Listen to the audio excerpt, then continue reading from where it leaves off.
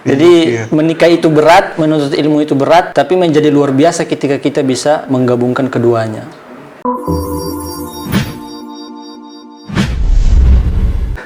Bismillahirrahmanirrahim. Assalamualaikum warahmatullahi wabarakatuh. Jadi balik lagi ke Stigma Bercerita. Jadi kita kedatangan tamu. Ini adalah salah satu mahasiswa dari Stigma Banda di Yogyakarta. Selamat datang, Bang. Ya. Jadi beliau ini yang akan ngasih kita itu kayak solusi, kasih kita itu gimana sih. Jadi beliau ini nih sebelumnya beliau ini udah menikah ya, Bang ya? Ya, alhamdulillah sebelumnya. Udah nikah.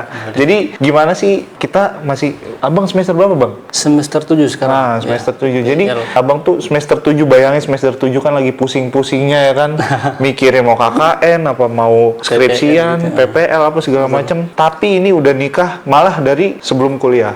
Ya, Nih, benar. kalau mau dengar langsung dari abang kita, silakan, Bang. Jadi nama abang siapa, latar belakang, jelasin ke teman-teman, silakan.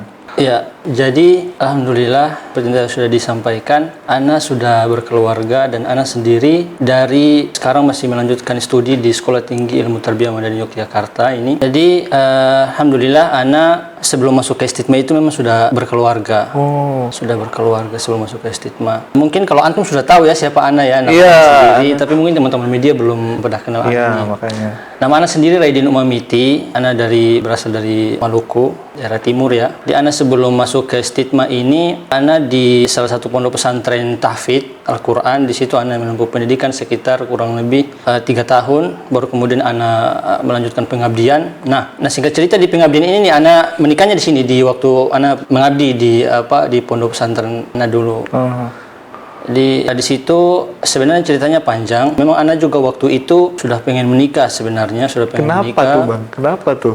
Itu kan masih lulus SMA, nggak punya kerja, nggak punya, bahasa kasarnya nggak punya apa-apa. Iya, ya benar. kan? Betul. Tapi kok berani buat ngerangkul anak orang buat ayo kita hidup sama-sama, iya nggak sih? Nah, itu yang Ana juga sebenarnya mikirnya agak berat juga pada waktu itu kan. Dan alhamdulillah sebenarnya kalau kita punya niat yang baik itu ya selalulah pasti dimudahkan Allah. Itu pasti. Jadi pada waktu itu Ana secara pribadi sudah pengen nikah memang. Sudah pengen nikah. Nah, nggak taunya pas waktu Ana pulang kampung, sebenarnya ini perlu Ana sampaikan, nggak perlu ya?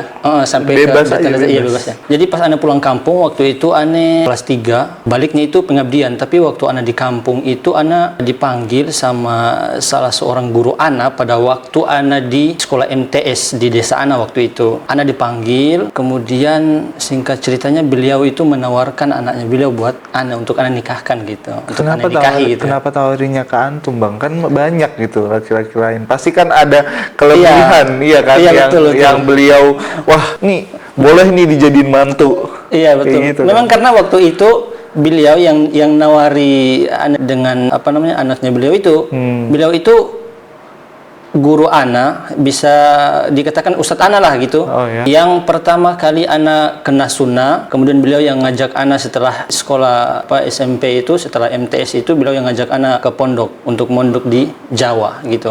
Jadi setelah beliau ngajak 1 tahun kemudian di situ tuh, ya mungkin tadi yang antum tanya kenapa kok bisa Ana yang dipilih gitu dari sekian banyak teman-teman yang lain. Jadi memang karena Ana itu alhamdulillah setelah Ana mondok setahun itu Ana pulang, Ana bisa dikatakan Ana orang pertama yang atau pemuda pertama lah di desa itu yang mondok di Jawa. Itu Ana bisa pastikan tuh. Itu Ana orang pertama karena memang di sana itu mayoritas penduduk itu mereka masih awam tentang pondok pesantren gitu. Jadi setelah setahun Ana mondok, terus Ana pulang, itu kan sudah mulai dilihat tuh perkembangan di sana kan. Iya. Kemudian tahun kedua Ana balik, tahun kedua Ana pulang lagi ke kampung, itu masyarakat respon sudah mulai baik karena Ana kan istilahnya kita sering dinasihati oleh ustaz-ustaz kita kan. Kita itu mungkin gak berilmu, gak pintar seperti orang-orang lain, tapi kita bisa berdakwah. Dakwah yang paling kena di masyarakat itu dengan akhlak. Itu sering kita dinasihati. Makanya Ana kalau misalnya pulang ketemu orang tua-tua di sana, petinggi-petinggi, tokoh-tokoh agama di sana, Ana kalau ketemu mereka tuh salam gitu, assalamualaikum. Terus mungkin kita kalau orang di sana kebiasaan kan ya salim cium ya gitu ya. Salim tangan gitu kan. Nah, di situ mereka pas Idul Adha apa Idul Fitri Ana agak lupa. itu mereka manggil ana untuk jadi khotib. Di situ. Widih. Iya, dari situ ana kaget sebenarnya. Ana belum bisa karena ana belum bisa sama sekali. Maksudnya baru belajar agama baru berapa tahun. Kosong lah ya, kosong. Iya. Pokoknya kosong. Nah, ana langsung ketemu Ustadz ana itu yang sekarang jadi mertua ana itu. Jadi ana ketemu beliau, ana nanya, Ustadz ini gimana Ustadz? Maksudnya ana masa belum bisa lah gitu kan, belum siap secara mental gitu. Dari situ beliau nasihati ana dan dukung ana lah. Antum pasti bisa. Ini kesempatan antum untuk membuka dakwah di desa ini, kayak gitu. Wih. Jadi dari situ ana langsung berani Bismillah maju, dan pada waktu itu ya ana merasakan benar-benar itu karunia dari Allah. Karena ana yang mungkin ngomong kaku gitu kan, atau nggak bisa lah, ini benar-benar khutbah di depan orang banyak gitu. Ana benar-benar merasakan itu karunia dari Allah. Ana bisa semua lancar, dan waktu itu ana khutbah itu kalau nggak salah sudah mulai COVID. Jadi materinya ana waktu itu tentang COVID kayaknya. Tentang takdir yang Allah tetapkan gitu. Gimana ya, baru lulus SMA nggak sih? Iya kan Bang ya? Itu berarti Iya, lulus. bahkan yang kalau itu belum lulus ya. Wah, Iya, itu belum lulus. Jadi udah mulai kenal tuh. belum lulus udah disuruh jadi khotib Idul Iya, Adha. benar. Jadi pas waktu itu setelah anak termasuk berhasil lah gitu kan, anak ada tantangan seperti itu, anak berhasil. Tahun ketiganya anak balik di pondok, mulai ada prestasi-prestasi lagi, alhamdulillah. Kemudian anak juga pernah diutus oleh pondok anak yang di Jawa Timur, Bondowoso, pondok Al-Fajri Bondowoso itu. Itu anak juga pernah diutus ke ini berguru dengan Syekh Abdul Karim Silmi. Beliau termasuk guru besar ilmu tajwid di Bin Bas juga kayaknya, kalau anak pernah dengar ya. Afwan, anak berguru dengan muridnya beliau. Tapi dengan memang muridnya, sudah, bukan Syekh Abdul Karim langsung. Di Solo waktu itu. Setahun, kemudian anak pulang. Nah, disitulah pas anak pulang ke sana, anak langsung ditawari sama Ustadz anak ini kan untuk menikahi putrinya. Kebetulan putrinya beliau itu anak satu-satunya memang. Gitu. Berani banget. Ya.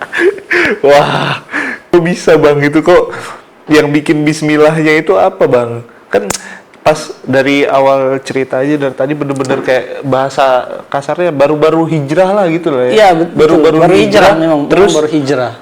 setelah hijrah banyak banget tuntutan kayak harus khutbah. Jadi kayak Iya, benar. bertubi-tubi, terus tiba-tiba ditawarin langsung nikah. Nah itu tuh yang di pikiran abang tuh apa Bang? Bener-bener kosong kah? Cuman mikir udah nikah lah, bener-bener lillahi ta'ala udah selesai semua apa gimana? Jadi memang yang tadi antum katakan, memang Ana tuh baru-baru hijrah memang ya, benar. Karena Ana tuh sekolah SMP SMP kan 3 tahun ya, kelas 1, kelas 2, kelas 3. 3 tingkatan ini tuh Ana sekolah di 3 sekolah. Bisa dibayangkan ya Kak? Jadi kelas 1-nya di satu sekolah. Oh iya. Kelas 2-nya di sekolah lain, kelas 3-nya baru di sekolah. Jadi gini, di desa Ana itu kan ada tetangga desa-desa lah gitu kan. Bisa dikatakan ada yang kiri, ada yang kanan gitu. Ana pertama masuk SMP kelas 1 itu Ana di yang kanan, katakanlah gitu, sekolah SMP-nya gitu kan. Karena dia negeri. Tahun yang kedua kelas 2 Ana di yang kiri, karena negeri juga. Waktu itu Ana kan karena belum tahu sunnah, jadi nggak mau sekolah di desa Ana, karena itu sekolahnya dia MTS gitu. Nah, pas Ana sudah tahun ketiganya itu Ana diberi hidayah melalui Ustadz Ana yang tadi. Kemudian beliau yang ngajak Ana pindah di MTS di sekolah di desa Ana itu. Terakhir itu ya. Terakhir itu. Dari situlah baru sampai Ana lulus dari MTS itu ya, dengan tentunya dengan bantuan-bantuan beliau juga ya. Sampai pada akhirnya Ana ditawari ke pondok. Nah, disitulah awal mulanya memang Ana hijrah. Jadi ya agak sulit juga dibayangkan gitu ya. Kalau misalnya berat, kan? Kok bisa Ana baru tahun kedua ketiga lah istilahnya hijrah, kemudian menikah gitu. Nah, jadi memang lagi-lagi dukungan dari beliau juga sih gitu. Terus itu respon orang tua gimana Bang? Maksudnya kan orang-orang tua timur gimana sih, kayak kok punya apa? Iya gitu, benar. Kok punya apa? Kok mau kasih makan anak apa? Kok mau kasih makan istri apa? Iya, benar itu. Makanya kan. Jadi memang pada tahun itu, tahun ketiga itu Ana sudah mulai ditawari sebenarnya kan. Dengan putrinya beliau itu, yang sekarang jadi istri Ana lah. Nah di tahun itu Ane masih agak berat juga gitu kan. Jadi masih mikir, terus Ane bilang Ane masih mau lanjut sekolah gitu, masih mau kuliah lah gitu kan. Nah terus Ana waktu itu balik ke pondok mengabdi. Nah kita mengabdi kan ya sama lah seperti biasa kan, kita juga dikasih mukafaah gitu kan. Nah Ana dikasih dikit gitu. Terus nggak lama si mertua Ana ini dengan yang sekarang istri Ana ini, mereka waktu itu karena istri Ana kan juga waktu itu mondok, tapi kalau nggak salah itu di Jember mungkin. Jember. Ya, mondoknya di Jember. Mereka ke sana terus sama mertua Ana aja. Jadi istri Ana sama abinya kan, mereka ke Jember mondok, terus istri Ana ini kan suka sakit-sakitan. Orangnya kan maksudnya sakit-sakitan dalam arti gimana ya? Penyakit gitu kan. Jadi kadang sakit. Itu nggak ada keluarga di sana. Jadi pas sakit misalnya mungkin dia punya gejala batu ginjal juga, terus kan dia sakit, yang ditelepon Ana karena waktu itu Ana kan udah dianggap kayak keluarga murid sendiri gitulah, yang paling dekat gitu kan. Nah Ana yang ditelepon, dimintai tolong, terus itu kan alhamdulillah di pondok kan ada mobil ambulan kan, jadi kalau pas misalnya minta tolong itu Ana yang langsung bergerak gitu, ambil mobil terus keluar bawa ke rumah sakit apa segala macam gitulah. Nah lama-lama kan Ana secara pribadi kayak gimana ini kan, maksudnya Ana dengan dia kan belum halal gitu kan, nggak enak juga waktu itu kalau misalnya di ini sama orang. Terus ya udah Ana terus gimana ya mikir, terus Ana bilang sampaikan ke Ustadz Ana ini, ya udah Ana juga nggak mau kalau kayak gini kan, mending ya sudahlah kita Bismillah aja gitu. Bismillah. Terus Ana sampaikan lagi, tapi Ana juga masih mau lanjut sekolah gitu. Saya bilang kita sudah nggak apa-apa, nanti biar kita sekolah. Terus beliau ngomong gini, bukan kita menikah itu, beliau nanya Ana malah, apakah menikah itu menghambat dari belajar gitu. Terus Ana mikir lagi, ya. Terus Ana nanya lagi, tapi bagaimana Ana kan mau kuliah, masih pengen kuliah gitu kan. Terus beliau, itu gampang, nanti kita carikan donatur gitu buat kuliah. Jadi Ana sampaikan di sini, jadi Ana kuliah di Stigma ini juga, alhamdulillah ada donaturnya. Tapi untuk ya kebutuhan rumah tangga ya Ana sendirilah gitu kan, masa nggak nyari. Enak banget itu tinggal selonjoran tiba-tiba duit masuk, sayang gimana, ada yang masuk nggak? Iya, jadi mungkin kan ya mungkin teman-teman media juga ya pasti kalau melihat Ana wira-wiri masuk kampus itu kan agak bingung juga, ini dia kerja apa gitu. Tapi alhamdulillah ada aja ya gitu. Jadi sebenarnya inti dari pembicaraan ini Bang, kan itu kita udah kenal Abang lebih dalam lah, semuanya apa segala macam cerita dari awal sampai bisa ketemu dan bener-bener deal diajakin nikah dan mau. Itu tuh nggak hambat kuliah nggak Bang? Itu kita yang cuman iya nggak sih, bagian media gimana? Iya kan, yang lain itu puyeng banget Bang buat mikirin makalah doang, tugas dari dosen, inilah itulah, itu yang paling penting tuh poinnya di sini. Iya, jadi sebenarnya tergantung tujuan kita sih. Ana waktu itu sebelum Ana benar-benar memutuskan Ana harus menikah, setelah itu melanjutkan kuliah gitu kan berat itu. Waktu itu Ana sempat nanya ke Ustadz Ana yang di pondok Ana, di pondok Tafid Ana. Jadi pas waktu itu selesai sholat Isya, pas Ana keluar masjid, Ustadz Ana ini berdua waktu itu duduk di depan masjid gitu kan, terus lagi ngobrol, nggak tahu ngobrol apa. Nah waktu itu pas Ana keluar ketemu nih dengan beliau kan, terus memang niat Ana sudah mau nanya gitu tentang Ana gimana gitu kan, Ana mau nikah gitu, gimana pendapat mereka gitu kan. Terus waktu itu Ana beranikan diri, Ana langsung duduk terus Ana salaman kan dengan dua Ustadz Ana itu, Assalamualaikum Ustadz, Assalamualaikum gitu. Afwan Ustadz, Ana mau nanya gitu, mau curhat dulu gitulah. Ini agak berat juga ini. Terus ya apa, silakan gitu. Terus Ana ngomong kan, Afwan Ustadz, ini Ana sebenarnya mau nikah gitu. Ana baru bilang gitu aja sudah kaget semua gitu Ustadz Ana kan. Udah kaget karena kok tiba-tiba gitu ini mau nikah, karena sebelumnya kan nggak tahu Ana. Ya tahunya Ana lah ya mengabdi gitu kan, ya ngajar apa segala macam gitu. Tahunya itu. Nah pas Ana nanya, dua Ustadz Ana ini malah saling melemparkan pertanyaan gitu lah. Maksudnya saling antum aja yang jawab gitu. Saling kita bertanya gimana jalan keluarnya, tapi mereka oper-operan. Iya, dia dikira main futsal kali, oper-operan. Mungkin kalau menurut Ana mungkin itu salah satu bentuk tawadunya mereka ya, karena ini kan dua-duanya ustadz gitu. Jadi kayak nggak mungkin punya pendapat masing-masing lah gitu ya lah. Mungkin gitu ya. Nah, terus ini akhirnya ada salah satu ustadz yang jawab di waktu itu, Ustadz Ana. Beliau bilang memang nikah itu, beliau nasihati Ana panjang waktu itu, beliau nasihati terus terakhirnya itu beliau bilang ke Ana, semua itu pilihan antum, kalau memang antum sudah memikirkan dengan matang, bismillah, tapi ingat, Ana katakan menikah itu tidak ada yang mudah. Langsung itu deg-degan gitu. Iya. Jadi omongannya beliau gini, menikah itu berat, menuntut ilmu juga berat, gitu kan. Yang kita tahu selama ini kan ada menuntut ilmu, berat, berjuang untuk istiqomah. Menikah pun seperti itu, berjuang untuk sabar, ya kan, harus banyak sabar gitu, karena tidak semuanya senang gitu kan. Benar. Tidak semuanya enak. Tapi yang luar biasanya kalau kita bisa menggabungkan keduanya. Itu bodoh kata-kata siang ini. Jadi menikah itu berat, menuntut ilmu itu berat, tapi menjadi luar biasa ketika kita bisa menggabungkan keduanya. Itu omongannya beliau itu luar biasa. Tapi memang beliau lagi-lagi bilang kalau itu nggak mudah.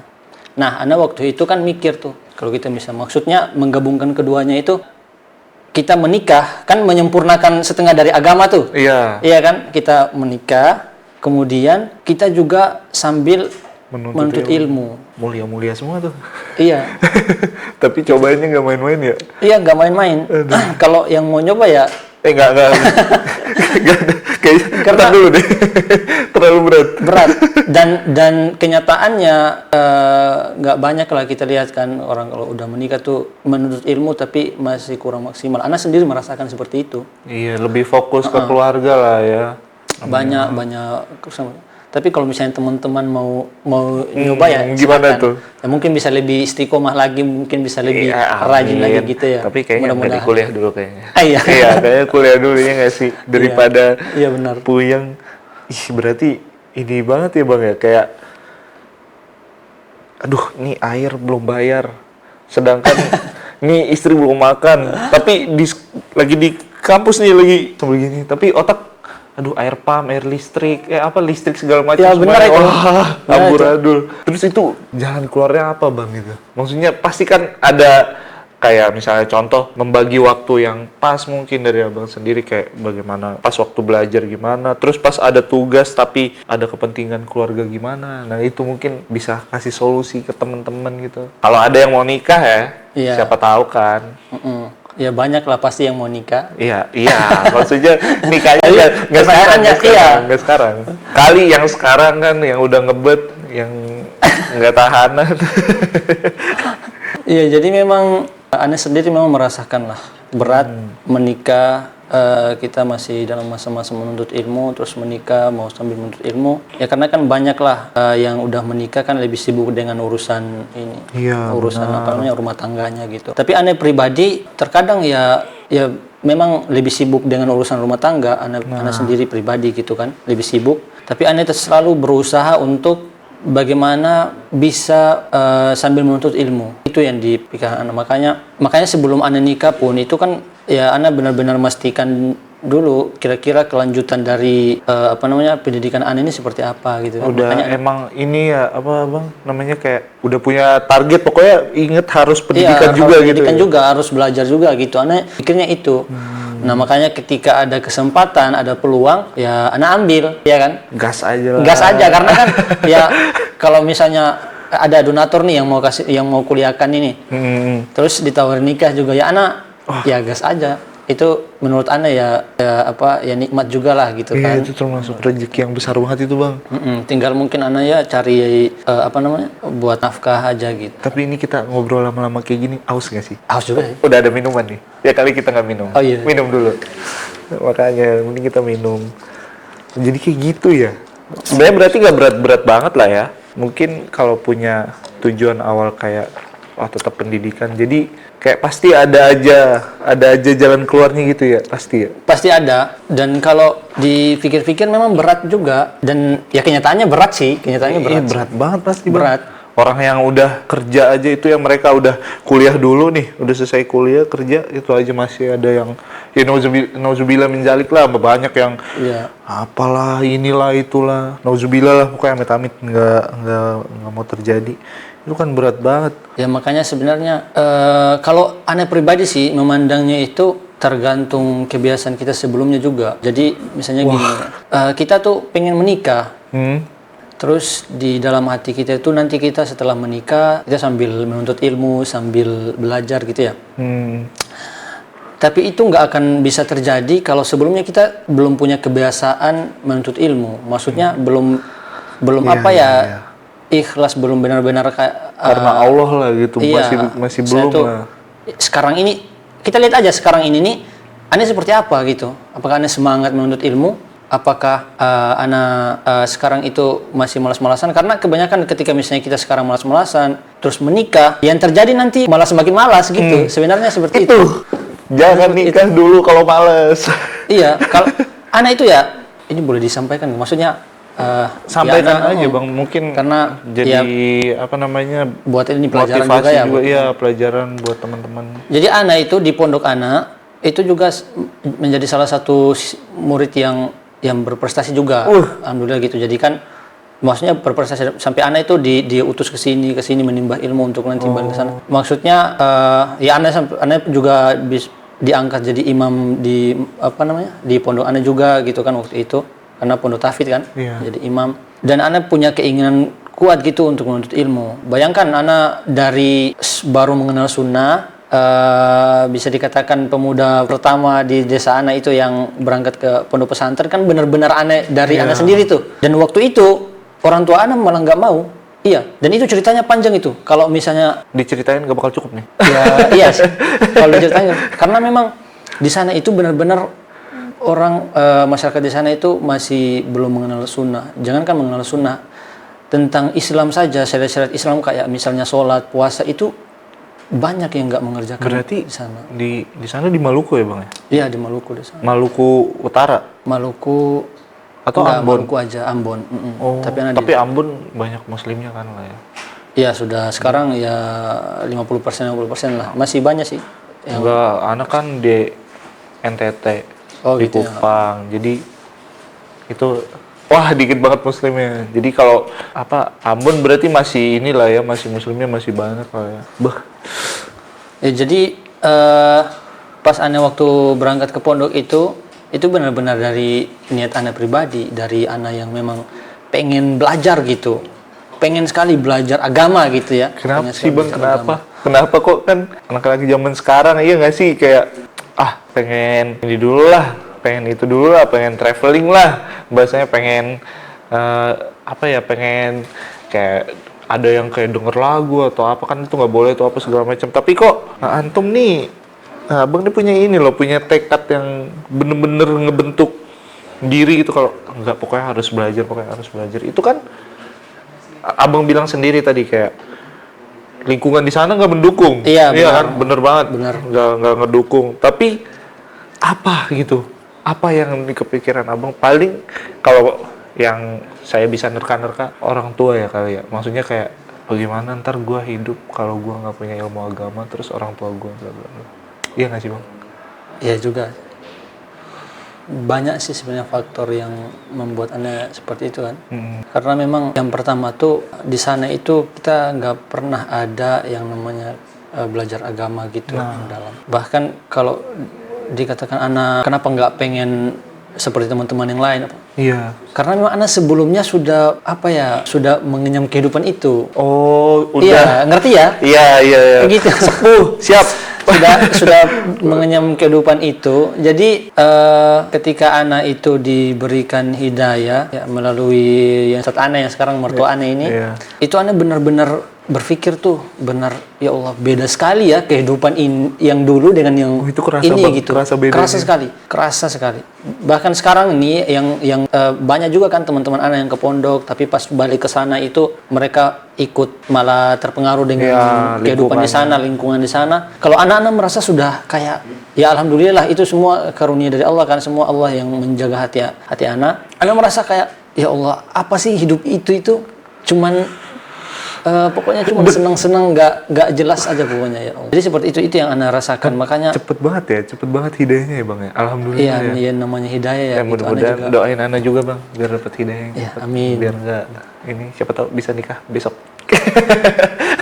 Tapi janganlah, kalau di stigma kan kita al-mu'minuna ala syurutihim itu. Nah, itu harus dijaga dulu gitu. Puasa dulu kan kata Rasulullah. iya. Jadi seperti itu. Tuh, jadi gitu apa namanya kalau misalnya kalian pengen gimana sih kan kayak rasanya nikah tapi pas kuliah gitu. Iya. Nah, itu udah diceritain sama Bang Raidin, udah diceritain sama Bang Raidin. Ya intinya tadi itu kan bagaimana kita mau menikah, terus di hati kita itu setelah menikah kita mau sambil menuntut ilmu. Nah, itu kan. Nah, itu. Emang kalau bahasa anak gaul zaman sekarang ya, lu pada mau menikah, lu kuatin niat dulu ya nggak sih? Iya, aku itu dulu. Kalau lu cuman niat buat aneh-aneh atau buat happy-happy, buat konten-konten di Instagram yang sama istri, itu nggak usah. Jadi kita sampai sini dulu. Makasih banyak bang ngobrol-ngobrolnya. Iya, sama. Jangan bosan-bosan. Mungkin banyak dari teman-teman sekalian pengen cari tahu juga cerita abang yang lain lagi. Bisa jadi abang bisa jadi motivasi buat teman-teman yang lain. Terus kalau teman-teman yang lain pengen apa nih, ngebahas apa lagi kita nih stigma bercerita ini. Jadi silakan komen di mana? Di bawah. Ya, Komen di bawah sini. Nah. Ya, sekian dari saya, sekian dari Bang Raidin juga. Wassalamualaikum warahmatullahi wabarakatuh. Stigma bercerita.